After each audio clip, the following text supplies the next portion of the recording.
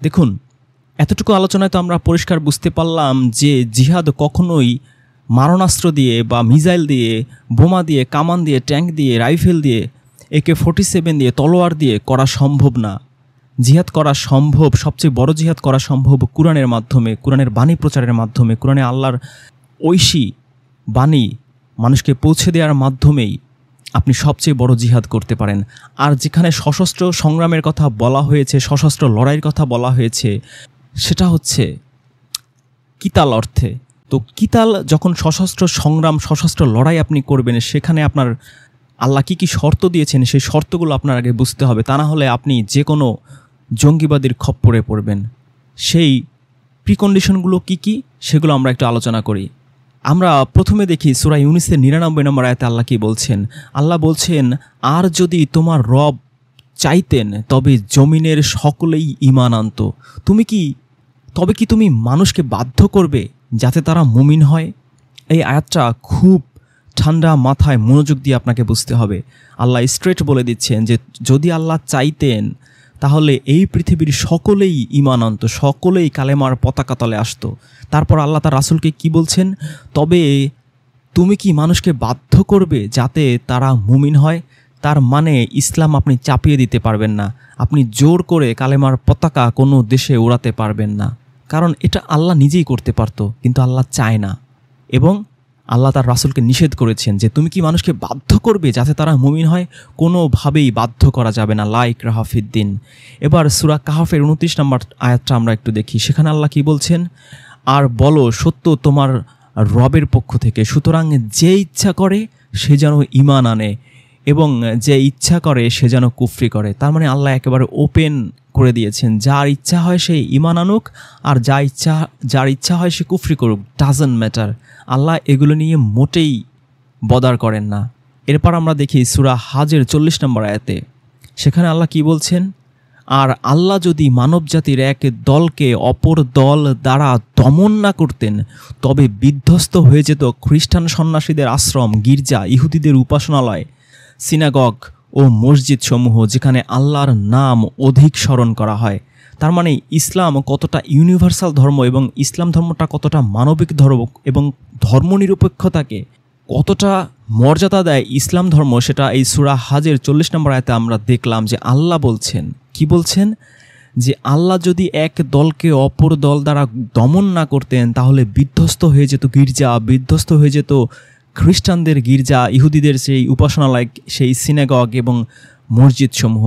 তার মানে যতই খ্রিস্টানদের গির্জা, যত ইহুদিদের উপাসনালয় আপনার কাছে খারাপ লাগুক, আপনার কাছে শত্রু মনে হোক, কিন্তু আল্লাহ এগুলোর প্রোটেকশনের ব্যবস্থা করেছেন সূরা হাজের ৪০ নম্বর আয়াতে।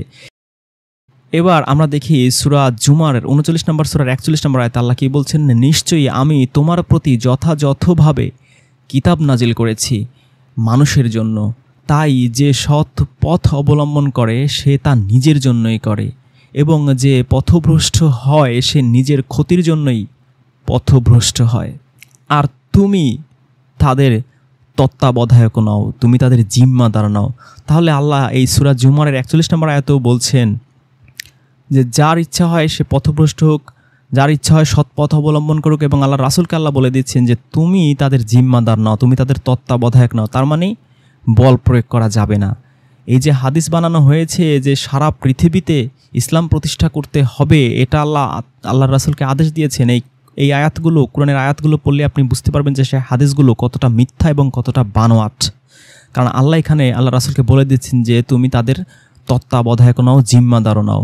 সূরা শুরার ৮ নম্বর আয়াতে আল্লাহ বলছেন, আল্লাহ ইচ্ছে করলে তাদের এক জাতিভুক্ত করতে পারতেন, কিন্তু তিনি যাকে চান তার রহমতে প্রবেশ করান, আর জালিমদের জন্য কোনো অভিভাবক নেই, সাহায্যকারীও নেই।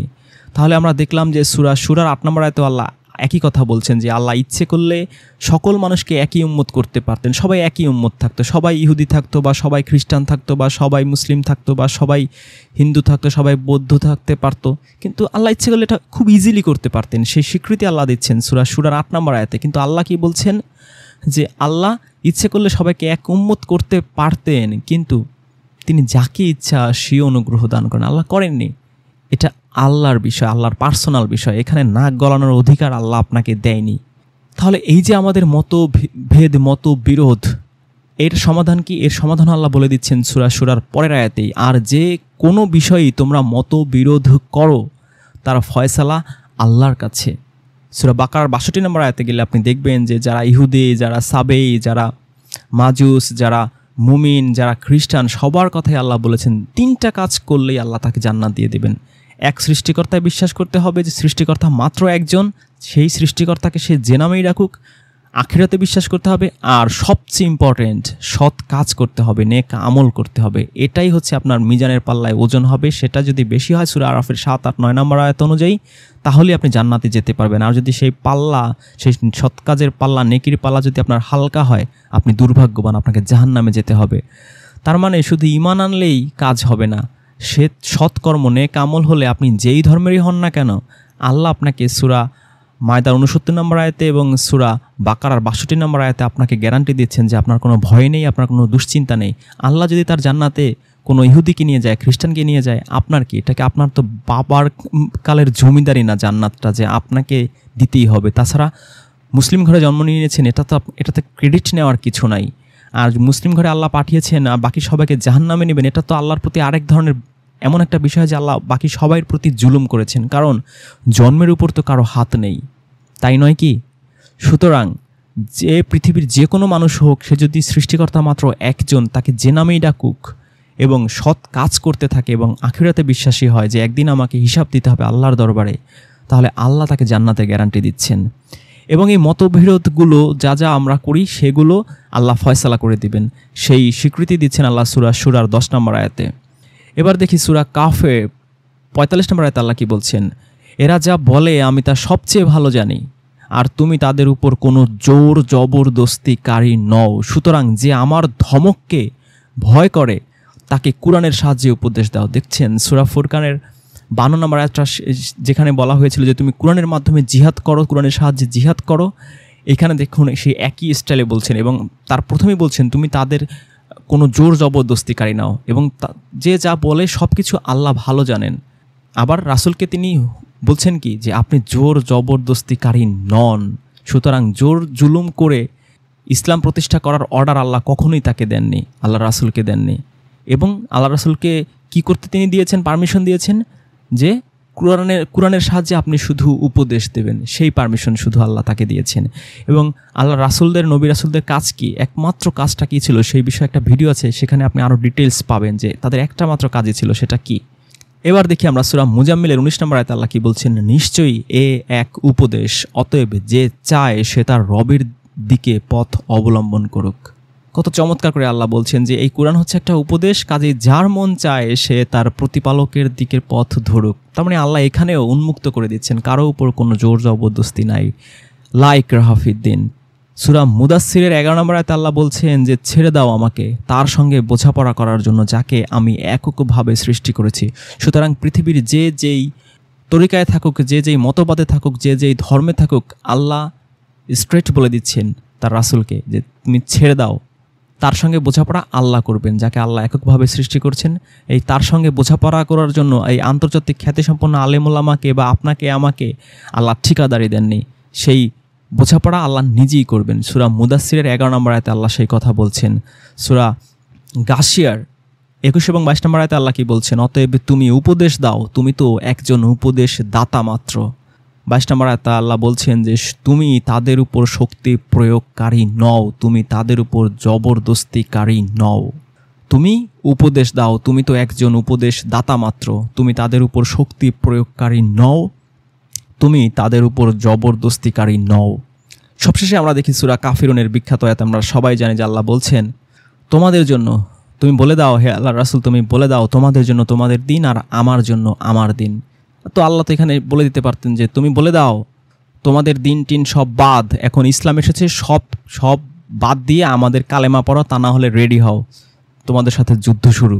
এরকম কথা তো আল্লাহ বলেননি। কি শিখিয়ে দিচ্ছেন আল্লাহ তার রাসূলকে? তুমি বলো লাকুম দিনুকুম ওয়ালিয়া দিন, তোমাদের জন্য তোমাদের দিন, তোমরা তোমাদের দিন পালন করো, ডাজন্ট ম্যাটার, আমি আমাদের দিন পালন করি, ডাজন্ট ম্যাটার। তাহলে এই জিহাদ বলতে যে আমাদের বোঝানো হয় যে জিহাদ হচ্ছে যে আল্লাহর জমিনে আল্লাহর দিন প্রতিষ্ঠা করতে হবে, সেটার তামান্না যার মধ্যে না থাকবে সে কাফের অবস্থায় মৃত্যুবরণ করবে। তার প্রত্যেকটা মুমিন মুসলিমের অন্তরে জিহাদ করার জন্য, যুদ্ধ করার জন্য তার অন্তরে তামান্না থাকতে হবে। কিন্তু আমরা কোরআনে দেখলাম যে জিহাদ কখনোই সেই সশস্ত্র যুদ্ধ হিসেবে আল্লাহ জিহাদ শব্দ ব্যবহার করেননি। আল্লাহ জিহাদ শব্দ ব্যবহার করেছেন কঠোর পরিশ্রম অর্থে, আল্লাহ জিহাদ শব্দ ব্যবহার করেছেন লড়াই সংগ্রাম অর্থে। এবং সেই লড়াই সংগ্রাম কীভাবে করবে তাও সেই টেকনিক, সেই কৌশল, সেই পদ্ধতিও আল্লাহ শিখিয়ে দিয়েছেন সূরা ফুরকানের 52 নম্বর আয়াতে, যে তুমি কোরআনের মাধ্যমে তাদের সাথে লড়াই করো, সংগ্রাম করো। এবং আল্লাহ রাসূলকে বারবার তিনি বলছেন যে তুমি শুধুমাত্র উপদেশ দেবে, তুমি শুধু সত্য দিন প্রচার করবে, শুধু এই কোরআন প্রচার করবে, কোরআনের মাধ্যমে শুধু তুমি উপদেশ দেবে এবং তুমি কারো উপর কোনো জোর জবরদস্তি করতে পারবে না, তুমি তাদের উপর নিয়ন্ত্রক নাও, তুমি শুধু উপদেশ দিবে। আর কি বলেছেন তিনি? আল্লাহ ইচ্ছে করলে সবাইকে এক উম্মত করে দিতে পারতেন।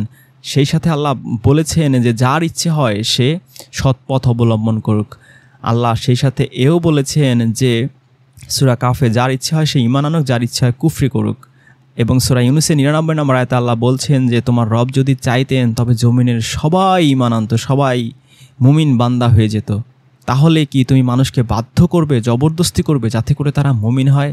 তাহলে এই আয়াতগুলো মাথায় রেখে এবার আমরা সেই সশস্ত্র যুদ্ধ বলতে আল্লাহ যেই জিনিসগুলো বুঝিয়েছেন সেই আয়াতগুলো যদি আমরা একটু পর্যালোচনা করি তাহলে আমরা দেখতে পারবো যে ইসলাম কতটা সুমহান ধর্ম, কতটা সৌন্দর্যময় একটা ধর্ম।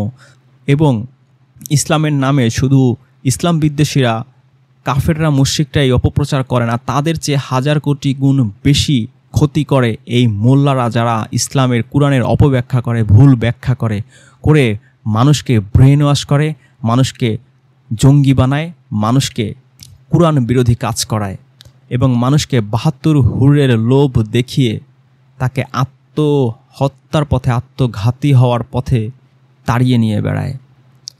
তো আমরা সেই আয়াতটা দেখি যে সূরা তওবার মানে সেই অনুশোচনার, বাংলা যাকে বলা হয় অনুশোচনা, সেই সূরা তওবার সেই বিখ্যাত 5 নম্বর আয়াত এবং 29 নম্বর আয়াত।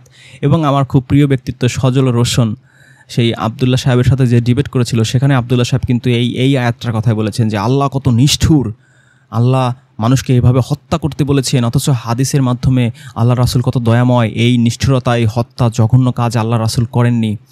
এইভাবে আবদুল্লাহ আল্লাহর এই কোরআনের এই আয়াতগুলোকে ভুল ব্যাখ্যা করে, অপব্যাখ্যা করে, ভুল অর্থ করে আল্লাহকে খুব নিষ্ঠুর বানানোর খুব প্রচেষ্টা তিনি করেছিলেন। খুবই দুঃখজনক, খুবই লজ্জাজনক। তো আমরা দেখি যে সূরা তওবার 5 নম্বর আয়াতে আল্লাহ কী বলছেন। 5 এবং 29 নম্বর আয়াত নিয়ে আলোচনা করলে আপনারা পুরোটা বুঝতে পারবেন যে এই সশস্ত্র সংগ্রামের পদ্ধতিটা আল্লাহ কত চমৎকারভাবে দিয়েছেন। সূরা তওবার 5 নম্বর আয়াতে বলা হচ্ছে, অর্থ করা হয়েছে সেটা আমি আপনাদের পড়ে শোনাচ্ছি। অতঃপর যখন নিষিদ্ধ মাসগুলো অতিবাহিত হয়ে যাবে তখন তোমরা মুশরিকদের যেখানেই পাও হত্যা করো এবং তাদেরকে পাকড়াও করো, ঘেরাও করো, তাদেরকে অবরোধ করো এবং তাদের জন্য প্রতিটি ঘাঁটিতে বসে থাকো। তবে যদি তারা তওবা করে এবং সংযোগ প্রতিষ্ঠা করে আর পরিশুদ্ধ হয় তাহলে তাদের পথ ছেড়ে দাও, নিশ্চয়ই আল্লাহ বড়ই ক্ষমাশীল, পরম দয়ালু। তাহলে আমরা দেখলাম যে এইখানে বলা হচ্ছে যে যদি নিষিদ্ধ মাসগুলো অতীত হয়ে যায় তখন তখন মুশরিকদের যেখানেই পাও হত্যা করো, তাদেরকে ঘেরাও করো, পাকড়াও করো, ধরে ফেলো এবং তাদেরকে অবরোধ করো, তাদের অপেক্ষায় প্রতিটি ঘাঁটিতে ওত পেতে বসে থাকো। কিন্তু যদি তারা তওবা করে, সংযোগ প্রতিষ্ঠা করে, পরিশুদ্ধ হয় তাহলে তাদের পথ ছেড়ে দাও। তাহলে এই যে যেখানেই পাও সেখানেই হত্যা করো, এই যে অর্থ করা হয়েছে, এই অর্থটা যে কতটা কোরআন বিরোধী এবং কতটা আল্লাহর উপর মিথ্যে অভিযোগ, সেটা আমরা 4টা জিনিস যদি আমরা একটু অ্যানালাইসিস করি তাহলে আমরা পরিষ্কার বুঝতে পারবো। আমরা দেখি আগে এই সশস্ত্র যুদ্ধ কখন আল্লাহ পারমিসেবল করেছেন। 4টা জিনিস আমরা আলোচনা করব, তারপরে আমরা সে আয়াতটাকে নিয়ে আরেকবার ব্যাখ্যা করব, তখন আমরা সব কিছু পরিষ্কার হয়ে যাবে আমাদের কাছে। প্রথমত, কোরআন সব সময় মানবাধিকারের কথা বলেছে এবং সকল ধরনের অত্যাচার, নির্যাতন, উৎপীড়ন, দুঃশাসনের বিরুদ্ধে রুখে দাঁড়ানোর কথা বলেছে এবং যুদ্ধ করার, লড়াই করার পারমিশন শুধুমাত্র দেয়া হয়েছে আত্মরক্ষার জন্য এবং সর্বশেষ পদ্ধতি হিসেবে ব্যবহার করার জন্য। এবং একইভাবে শত্রুপক্ষের সাথে সেই যুদ্ধ তাৎক্ষণিকভাবে বন্ধ করার নির্দেশ হয়েছে। যখনই তারা সন্ধি করতে চাইবে বা চুক্তি করতে চাইবে বা যখনই তারা যুদ্ধ থামাতে চাওয়ার সাথে সাথেই, শান্তি চুক্তি আহ্বান করার সাথে সাথেই সেই যুদ্ধ বন্ধ করার আল্লাহ নির্দেশ দিয়েছেন। দেখুন সূরা বাকারার 190 থেকে 93, 216 থেকে 17, সূরা নিসার 75, সূরা আনফালের 61 থেকে 65, সূরা হাজের 39 থেকে 40, সূরার 41 এবং সূরা মুমতাহিনার 7 নম্বর সূরার 7 থেকে 8 নম্বর আয়াত। আমি আয়াতগুলো একটু পড়ে শোনাই, তা না হলে আপনি আপনার মিসকনসেপশন থেকে যান। সূরা বাকারার 190 নম্বর আয়াতে আল্লাহ বলছেন যে যারা তোমাদের সাথে যুদ্ধ করে তোমরাও তাদের সাথে আল্লাহর পথে যুদ্ধ করো এবং সীমা অতিক্রম করো না। খেয়াল করুন কথাটা, এখানে বলা হচ্ছে সীমা অতিক্রম করো না। সূরা বাকারার 192 নম্বর আয়াতে বলেছে যদি তারা বিরত হয় তবে আল্লাহ ক্ষমাশীল বড়ই দয়ালু। এবং 193 নম্বর আয়াতে আল্লাহ বলা হচ্ছে যে অতঃপর যদি তারা বিরত হয় তবে জালিমদের উপরে ছাড়া কোনো প্রকারের কঠোরতা অবলম্বন জায়েজ হবে না। সূরা বাকারার 217 নম্বর আয়াতে কি বলা হচ্ছে, তারা তোমাকে নিষিদ্ধ মাসে যুদ্ধ করা সম্বন্ধে জিজ্ঞেস করছে, তুমি বলো ওর মধ্যে যুদ্ধ করা অতীব অন্যায়, আর আল্লাহর পথে প্রতিরোধ করা এবং তাকে অবিশ্বাস করা ও পবিত্র মসজিদ হতে তার অধিবাসীদেরকে বহিষ্কার করা আল্লাহর নিকট তদপেক্ষা গুরুতর অপরাধ এবং অশান্তি সৃষ্টি হত্যা অপেক্ষা গুরুতর। সূরা নিসার 75 নম্বর আয়াতে কি বলা হচ্ছে, তোমাদের কি হয়েছে যে তোমরা আল্লাহর পথে যুদ্ধ করছো না, অথচ নারী পুরুষ এবং শিশুদের মধ্যে যারা দুর্বল তারা বলে হে আমাদের রব, আমাদের অত্যাচারী এই নগর হতে নিষ্কৃতি দিন এবং স্বীয় সন্নিধান হতে আমাদের পৃষ্ঠপোষক ও নিজের নিকট হতে আমাদের জন্য সাহায্যকারী প্রেরণ করুন। যেটা বলেছিলাম যে এই যে মানুষের উপর অন্যায় অত্যাচার জুলুম নির্যাতন হলে তখনই এই যুদ্ধের পারমিশন আল্লাহ শুধুমাত্র তখনই দিয়েছেন। সূরা আনফালে কি বলা হচ্ছে 61 নম্বর আয়াতে, যদি তারা কাফেররা সন্ধির দিকে ঝুঁকে পড়ে তাহলে তুমিও সন্ধি করতে আগ্রহী হও। ওই যে বললাম যে যখনই তারা এই শান্তি চুক্তি করতে চাইবে তখনই আল্লাহ সাথে সাথে সেই শান্তি চুক্তি করার অর্ডার দিয়েছেন এই সূরা আনফালের 61 নম্বর আয়াতে। আর আল্লাহর উপর ভরসা করো, নিঃসন্দেহে তিনি সর্বশ্রোতা ও সর্বজ্ঞাত। 62 নম্বর আয়াতে বলা হচ্ছে, আর তারা যদি তোমাকে প্রতারিত করার ইচ্ছা করে তাহলে তোমার জন্য আল্লাহই যথেষ্ট। তিনি এমন যে সাহায্য দ্বারা এবং মুমিনগণ দ্বারা তোমাকে শক্তিশালী করেছেন, আর তিনি মুমিনদের অন্তরে প্রীতি ও ঐক্য স্থাপন করেছেন। তুমি যদি পৃথিবীর সমুদায় সম্পদ ব্যয় করতে তবুও তাদের অন্তরে প্রীতি সদ্ভাব ও ঐক্য স্থাপন করতে পারতে না, কিন্তু আল্লাহই ওদের পরস্পরের মধ্যে প্রীতি ও সদ্ভাব উপস্থাপন করে দিয়েছেন। নিঃসন্দেহে তিনি মহাশক্তিমান ও মহাকৌশলী। তার এই সূরা আনফালের 61 নম্বর আয়াতে আমরা দেখলাম যে তারা যখনই শান্তি চুক্তি করতে চাইবে তখনই আল্লাহ তাকে অর্ডার দিয়েছেন যে আপনিও আগ্রহী হয়ে যাবেন, তুমিও তাদের প্রতি ঝুঁকে পড়ো। এখন যদি এমনও হতে পারে যে তারা শান্তি চুক্তি করেছে ধোঁকা দেওয়ার জন্য, প্রতারণা করার জন্য, সেই কথাও আল্লাহ পরের আয়াতে বলে দিচ্ছেন যে আর তারা যদি তোমাকে প্রতারিত করার ইচ্ছে করে তাহলে তোমার জন্য আল্লাহই যথেষ্ট। তার প্রতারিত করার ইচ্ছে নিয়েও যদি শান্তি চুক্তি করতে চায় তাও করতে হবে। যদি ধোঁকা খায় সেক্ষেত্রে আবার আল্লাহ সান্ত্বনা দিচ্ছেন যে তাহলে আল্লাহই যথেষ্ট। তার যখনই শান্তি চুক্তি তারা করতে চাইবে তখনই করতে হবে। যুদ্ধ অ্যাজ সুন অ্যাজ থামানোর কত চমৎকার দিক নির্দেশনা আল্লাহ এই সূরা আনফালের 61-62 নম্বর আয়াতে দিয়েছেন। 64 নম্বর আয়াতে কি বলছেন, হে নবী তোমার জন্য তোমার অনুসারী মুমিনদের জন্য আল্লাহই যথেষ্ট। তার ওই যে বললাম যে যদি ধোঁকা দেওয়ার উদ্দেশ্য তারা শান্তি চুক্তি করে তাহলেও সেটা করতেই হবে। এবং সান্ত্বনা দিচ্ছেন কিভাবে, যে হে নবী তোমার জন্য তোমার অনুসারী মুমিনদের জন্য আল্লাহই যথেষ্ট, যে ধোঁকা পেয়ে তুমি আবার মনে ভেঙে পড়ো না বা কষ্ট পেও না, আল্লাহ আছেন, আল্লাহ যথেষ্ট তোমাদের জন্য, আল্লাহর উপর তাওয়াক্কুল করো। সূরা হাজের 39 নম্বর আয়াতে কি বলা হচ্ছে, যুদ্ধের অনুমতি দেয়া হলো তাদেরকে যারা আক্রান্ত হয়েছে। খেয়াল করেছেন এই যে সেলফ ডিফেন্সের কথা যেটা বললাম, যে শুধু আক্রান্ত হলে তখনই যুদ্ধের অনুমতি দেয়া হচ্ছে। যুদ্ধের অনুমতি দেয়া হলো তাদেরকে যারা আক্রান্ত হয়েছে, কারণ তাদের প্রতি অত্যাচার করা হয়েছে, আল্লাহ নিশ্চয়ই তাদেরকে সাহায্য করতে সক্ষম।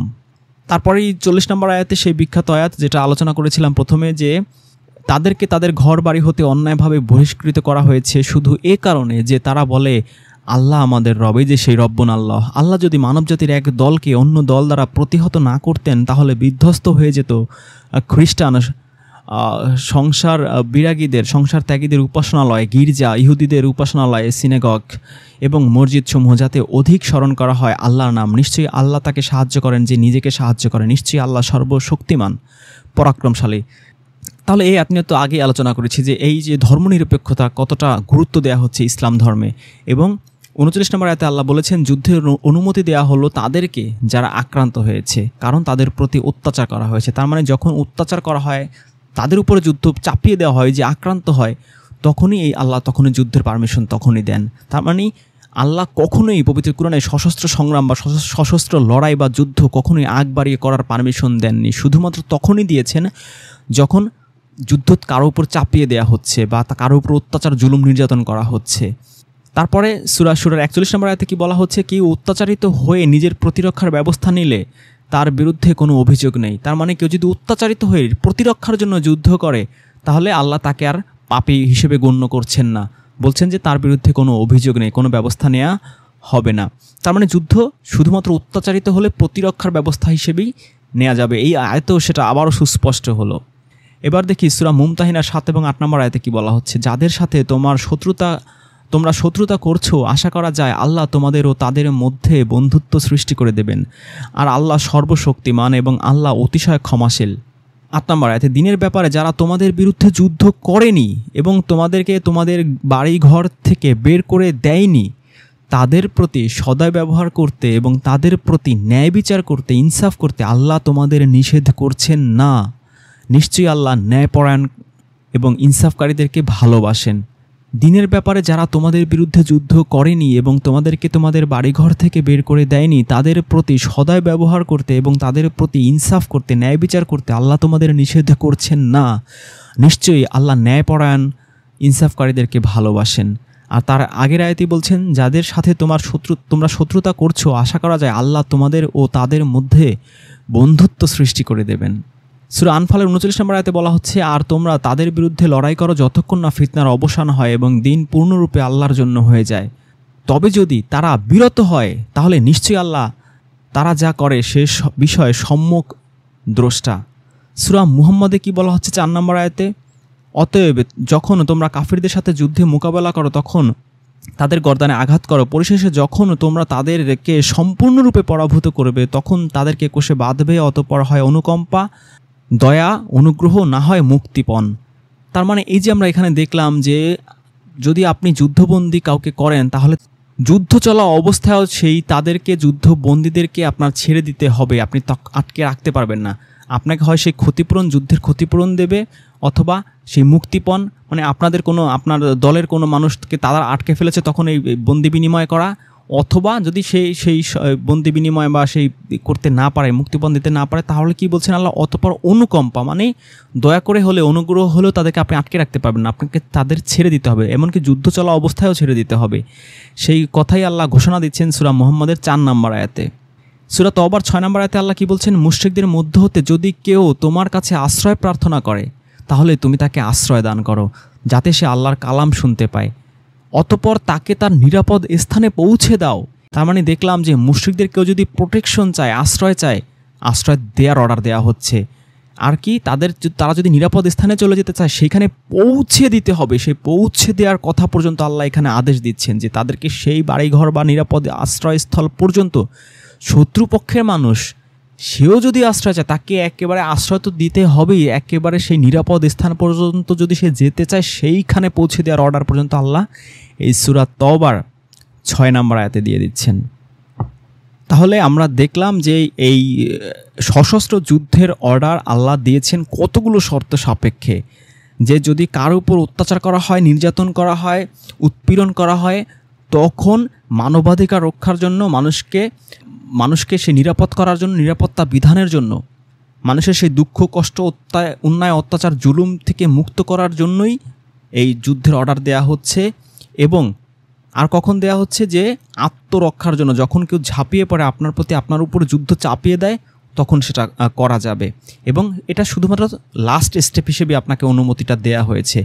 এবং কোনো শত্রুপক্ষ যদি আশ্রয় চায় এবং নিরাপদ স্থান পর্যন্ত তাকে পৌঁছে দেওয়ার অর্ডার পর্যন্ত আল্লাহ দিয়েছেন। এবং যখনই তারা শান্তি চুক্তি করতে চাইবে, সাথে সাথে শান্তি চুক্তি করতে আপনি বাধ্য থাকিবেন। এতগুলো শর্ত দিয়ে তারপর আপনি সশস্ত্র সংগ্রাম, সশস্ত্র যুদ্ধ করতে পারবেন।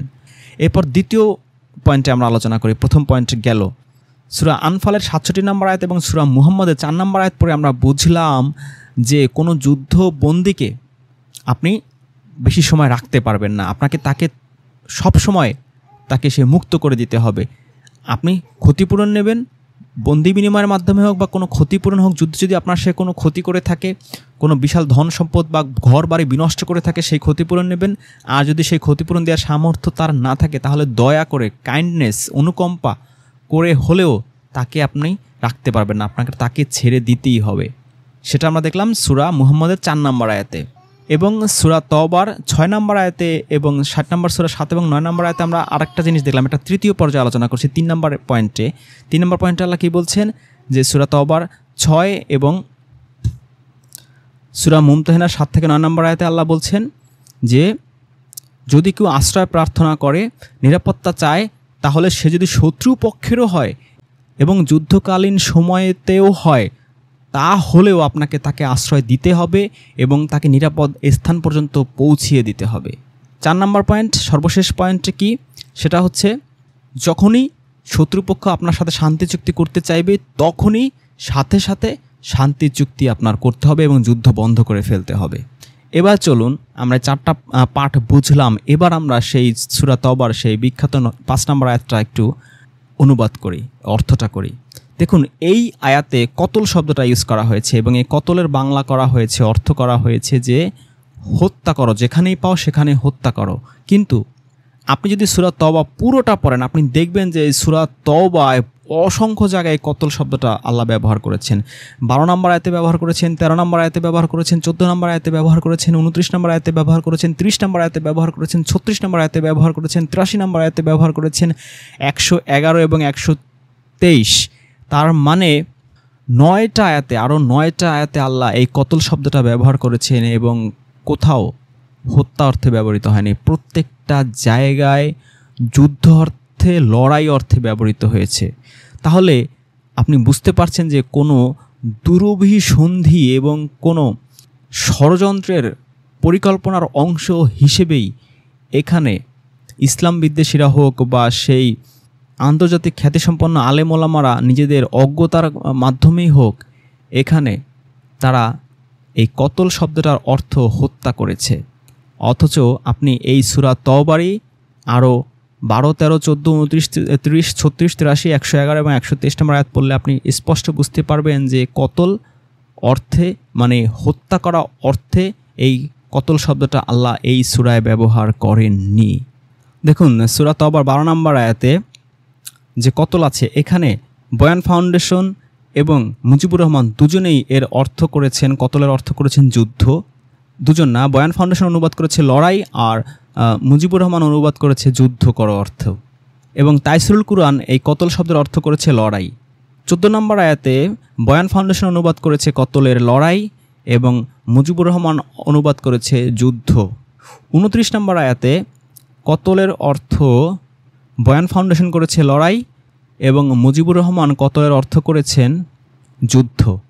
36 নম্বর আয়াতে বয়ান ফাউন্ডেশন কতলের অর্থ করেছেন লড়াই, মুজিবুর রহমান কতলের অর্থ করেছেন যুদ্ধ এবং তাইসিরুল কুরআন কতলের অর্থ করেছেন যুদ্ধ। তার মানে আমরা দেখলাম যে এইখানে এই 12 নম্বর, 13 নম্বর, 14 নম্বর, 29, 30, 36 এই সমস্ত আয়াতগুলোতে বিভিন্ন অনুবাদে আমরা দেখলাম যে প্রত্যেকটা জায়গায় কতলের অর্থ কোথাও হত্যা অর্থে কেউ অনুবাদ করেননি, সবাই যুদ্ধ বা লড়াই অর্থে কতল এর বাংলা করেছেন। তাছাড়া আপনি যদি একটু ভালো করে পড়েন, আপনি দেখবেন এই 5 নম্বর আয়াতে যদি আপনি কতলের অর্থ হত্যা ধরেন, তাহলে পরে যে 4টা শর্ত আল্লাহ দিয়েছেন, প্রত্যেকটা শর্তই একেবারে ভ্যালুলেস, ইউজলেস, একেবারে ফালতু হয়ে যায়। মানে পুরো আয়াতটার অর্থই পুরো বিকৃত হয়ে যায়, নষ্ট হয়ে যায়। কারণ দেখুন, এখানে যদি আপনি প্রথমে কতলের অর্থটা হত্যা ধরেন, তাহলে আপনি পরের আয়াতগুলো মিলাতেই পারবেন না। কারণ যদি যেখানেই পাও হত্যা করো, তারপরে আল্লাহ বলছেন তাদেরকে পাকড়াও করো, তাহলে হত্যা তো করা হয়েই গেল, তাহলে আপনি আর পাকড়াও কীভাবে করবেন? ও তো হত্যা করেও মরেই গেছে, তারপর বলছেন তাদেরকে অবরোধ করো। তো হত্যা আপনি বলছেন যাকে পাও তাকে হত্যা করো, যাকে পাইলাম আপনি সামনে তাকে হত্যা করে ফেলছেন, তারপরে তাকে পাকড়াও করা, অবরোধ করা, ঘাঁটিতে বসে থাকা এবং যদি তারা তওবা করে তাদেরকে আবার, যদি তারা তওবা করে এবং সংযোগ প্রতিষ্ঠা করে, পরিশুদ্ধ হয়, তাদের পথ ছেড়ে দাও। দেখা হলে হত্যা করে ফেলছেন, অর্থ যদি আমি হত্যা ধরি, দেখা হলে যাকে পাও যেখানেই পাও হত্যা করো, যেখানেই পাচ্ছেন আপনি হত্যা করেছেন, তাহলে আবার সে কিভাবে তওবা করবে? আপনার ওই সে দেখার সাথে সাথে তো আপনি তাকে মেরে ফেলার অর্ডার, যদি আপনি সেই হত্যা ধরেন দেখার সাথে সাথেই তো আপনি মেরে ফেলছেন, তাহলে তো সে আর তওবার সুযোগ সে পাবেও না, সে পরিশুদ্ধ হওয়ার সুযোগ পাচ্ছে না। তাহলে এই আয়াতটার পারফেক্ট অর্থ তখনই পুরোপুরি আয়াতের মধ্যে পারফেক্ট অর্থ প্রদান হবে যখন আপনি এর অর্থ যুদ্ধ বা লড়াই বা সংগ্রাম অর্থ প্রয়োগ করবেন। যেমন দেখুন, এখন আমি যদি এটা লড়াই বা সংগ্রাম অর্থ দেই বা যুদ্ধ অর্থ দেই, দেখুন কত চমৎকারভাবে এই আয়াতের বাকি পার্টগুলো মিলে যায়। অতঃপর যখন নিষিদ্ধ মাসগুলো অতিবাহিত হয়ে যাবে, তখন তোমরা মুশরিকদের যেখানেই পাও সেখানেই তাদের সাথে লড়াই করো, তাদেরকে পাকড়াও করো, তাদেরকে অবরোধ করো এবং তাদের জন্য প্রতিটি ঘাঁটিতে বসে থাকো। তবে যদি তারা তওবা করে এবং সংযোগ প্রতিষ্ঠা করে আর জাকাত দেয়, মানে পরিশুদ্ধ হয়, তাহলে তাদের পথ ছেড়ে দাও, নিশ্চয়ই আল্লাহ বড়ই ক্ষমাশীল পরম দয়ালু। দেখেছেন কত চমৎকারভাবে এখন অর্থগুলো মিলে যাচ্ছে। তাছাড়া এই সূরা তওবার 5 নম্বর আয়াত যদি আপনি পড়েন, আপনি পরিষ্কার বুঝতে পারবেন যে এই আয়াতটা নাজিল হয়েছিল যুদ্ধকালীন সময়ে, যখন মুমিনদেরকে বারবার যখন লড়াই করছিল, সংগ্রাম করছিল নিজেদের অস্তিত্ব রক্ষার জন্য, নিজেদের টিকে থাকার জন্য। কারণ তাদের বিরুদ্ধে প্রচণ্ড রকমের সংঘাত, সহিংসতা, নির্যাতন চাপিয়ে দেওয়া হয়েছিল শত্রুপক্ষের দ্বারা, এবং তারা একের পর এক শান্তি চুক্তি, সন্ধি চুক্তি ভঙ্গ করছিল। আপনি যদি 8 নম্বর, 10 নম্বর, 12 নম্বর এবং 13 নম্বরে এই 4টা আয়াত পড়েন, আপনি দেখবেন যে মুশরিক এবং কাফেররা একের পর এক শান্তি চুক্তি লঙ্ঘন করে তাদের উপর অত্যাচার, নির্যাতনের মাত্রা বাড়িয়ে দিচ্ছিল। 8, 10, 12, 13 4টা আয়াত পড়লে আপনি পরিষ্কার হয়ে যাবেন। দেখুন 8 নম্বর আয়াতে কি বলা হচ্ছে,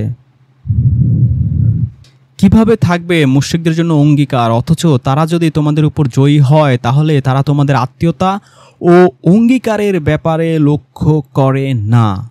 তারা তাদের মুখের কথার দ্বারা তোমাদেরকে সন্তুষ্ট করে, কিন্তু তাদের অন্তর তা অস্বীকার করে, আর তাদের অধিকাংশই ফাসিক।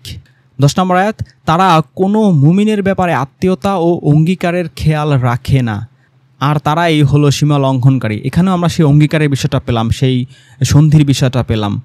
তারা যে ওয়াদা করেছিল সেই ওয়াদা তারা রক্ষা করছিল না। 12 নম্বর আয়াতে, আর যদি তারা তাদের অঙ্গীকারের পর তাদের কসম ভঙ্গ করে এবং তোমাদের দিন সম্পর্কে কটূক্তি করে, তাহলে তোমরা কুফরের নেতাদের বিরুদ্ধে লড়াই করো, নিশ্চয়ই তাদের কোনো কসম নেই যেন তারা বিরত হয়। তার মানে আমরা দেখলাম যে এখানেও সে অঙ্গীকারের কথাই বলা হচ্ছে। তারা যে শান্তি চুক্তি করেছিল, যে সন্ধি করেছিল, সেটা বারবার তারা ভঙ্গ করছিল, এবং লড়াই সকল মুশরিকদের সাথে লড়াই করার অর্ডার কিন্তু এখানে দেওয়া হচ্ছে না, শুধু সেই নেতাদের, যারা সেই দলপতি ছিল, যারা সেই হোমরা চমড়া ছিল, তাদের বিরুদ্ধে সে লড়াই করার কথা এখানে বলা হচ্ছে। 14 নম্বর আয়াতে, তোমরা কেন এমন কওমের বিরুদ্ধে যুদ্ধ করো না যারা তাদের কসম ভঙ্গ করেছে এবং রাসূলকে বহিষ্কার করার, দেশান্তর করার, দেশ থেকে বের করে দেওয়ার ষড়যন্ত্র করছিল। প্রথমে তারাই তোমাদেরকে আক্রমণ করেছিল, তোমরা কি তাদেরকে ভয় করো? তোমরা যাকে ভয় করবে তার সবচেয়ে বেশি হকদার হলেন আল্লাহ, যদি তোমরা মুমিন হয়ে থাকো। তার মানে এই 4টা আয়াত আমরা পরিষ্কার বুঝতে পারলাম যে সেই কাফেররা, সেই মুশরিকরা একের পর এক সেই সন্ধি চুক্তি, শান্তি চুক্তি সব কিছু তারা ব্রেক করছিল, অঙ্গীকার ভঙ্গ করছিল, যে ওয়াদা দিচ্ছিল তা রাখছিল না, এবং তাদের উপরে অত্যাচার, জুলুম, নির্যাতন এমনভাবে চাপিয়ে দিচ্ছিল এবং আল্লাহ রাসূলকে দেশ থেকে বের করে দেওয়ার সেই ষড়যন্ত্র করছিল।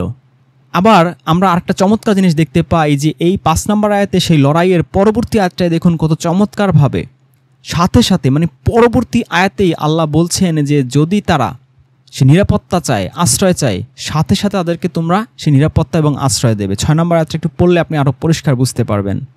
আর যদি মুশরিকদের কেউ তোমার কাছে আশ্রয় চায় তাহলে তাকে আশ্রয় দাও। এই যে সে যদি কেউ প্রোটেকশন চায়, আশ্রয় চায়, তাকে আশ্রয় দাও, যাতে সে আল্লাহর কালাম শোনে, অতঃপর তাকে পৌঁছিয়ে দাও তার নিরাপদ স্থানে।